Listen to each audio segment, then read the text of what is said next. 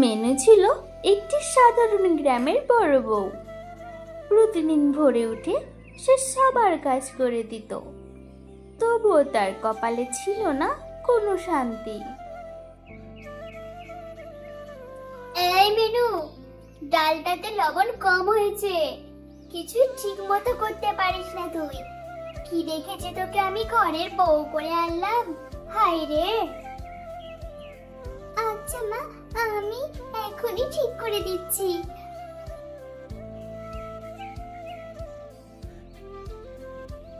বলছি বর্দি, তুমি একটু সব কাজ করে ফেলো কেমন? আমার শরীরটা বেশ ভালো লাগছে না, আমি একটু বিশ্রাম নিচ্ছি। নিশ্চয়ই, তুমি বিশ্রাম নাও, সব কিছু দেখে নিচ্ছি। মেনু কখনো অভিযোগ করত না, সবার মুখে হাসি দেখলেই তার মন ভরে যেত।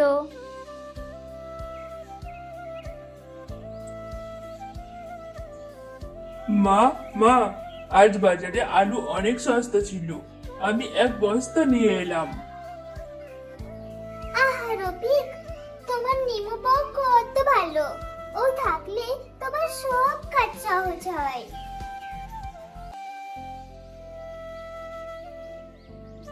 রাতে সবাই ঘুমিয়ে গেলে মেনু নিজের সেলাইয়ের কাজ করত, গ্রামের মেয়েদের শাড়ি ঠিক করে দিত, টুকটাক আয় করত। স্বপ্ন ছিল নিজের একটা ছোট্ট দোকান খোলার। একদিন আমার নিজের একটা সেলাই ঘর হবে। সবার কাজ করেও নিজের স্বপ্ন ভুলবো না আমি। কয়েক মাস পর ধীরে ধীরে মেনু নিজের সেলাইয়ের কাজ দিয়ে একটা ছোট্ট দোকান খুললো। গ্রামের মেয়েরা তার কাছে কাজ আনতে শুরু করলো। মেনু বউ, তোমার হাতের কাজ খুব সুন্দর, আমি তো অন্য কাউকে আর দিই না। মেনু, তুই এত কিছু করিস, আমরা তো বুঝতেই পারিনি রে। তুই তো আমাদের আশীর্বাদ, আমাদের যে ঘরের লক্ষ্মী রে তুই। তুমি শুধু আমার স্ত্রী না, তুমি আমাদের সংসারের শক্তি। ক্ষমা করে দাও মেনু আমাদের।